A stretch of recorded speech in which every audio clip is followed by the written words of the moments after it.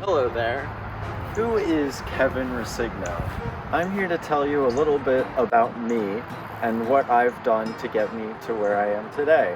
As a Cape May County native, you may have seen me as two-year peer leader at Cape May Technical High School, where I also went for culinary arts and played as a baseball player, along with being a manager after I hurt my shoulder, but I kept the notes with the boys, and I was also a co-captain for the Cape May Tech soccer team.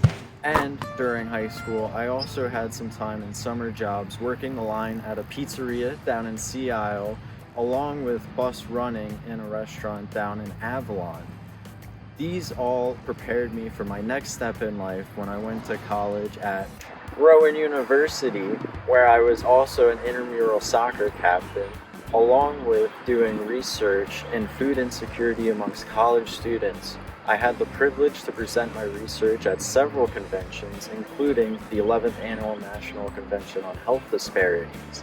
Another thing I pursued at Rowan is nutrition and dietetics, where I became a trailblazer in the first ever class to graduate from Rowan in nutrition and dietetics.